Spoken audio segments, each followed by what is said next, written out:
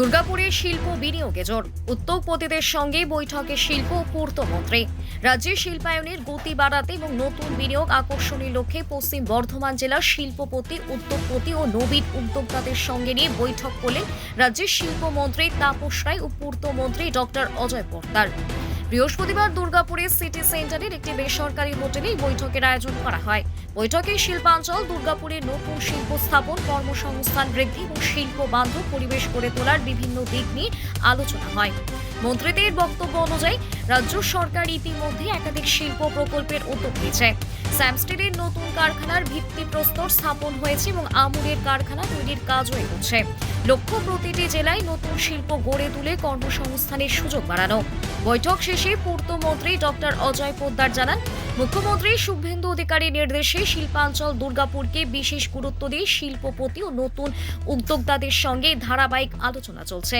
পাশাপাশি দীর্ঘদিন ধরে বন্ধ থাকা রাষ্ট্রায়ত্ত কারখানাগুলিকে পুনরুজ্জীবিত করার বিষয়ে কেন্দ্রীয় সরকার সঙ্গে আলোচনা চলছে বলে তিনি জানান। তো শুরু থেকে করতে হচ্ছে, তো সুতরাং এই সবগুলোই করতে হবে।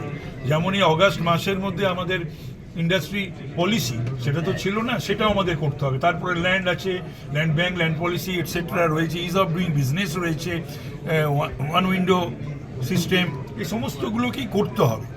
এগুলো ওই ঘোষণা নয়, এগুলোকে করতে হবে, এগুলোকে করতেই হবে এবং তবে আমাদের জেলাতে এখানে শিল্পের পরিবেশ গড়ে উঠবে এবং শিল্প অনেকগুলো না, ওদের এই মাসের মধ্যে আসা উচিত কথা ছিল, কথাবার্তা যোগাযোগ হয়েছে।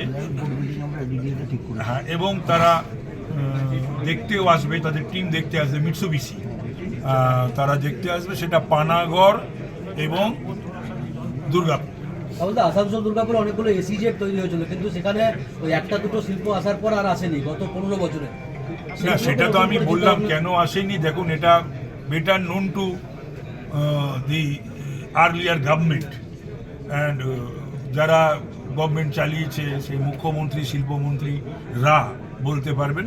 আমাকে আর জিজ্ঞাসা করবেন না, কারণ এখন আর ওই সমস্ত নিয়ে সময় নষ্ট করে লাভ নেই। আমাদের শিল্প বাংলায় গড়তে হবে, এমপ্লয়মেন্ট আনতে হবে এবং আমাদের ঘরে ছেলেদের ঘরে রাখতে হবে, পারলে পরে ফেরাতে হবে।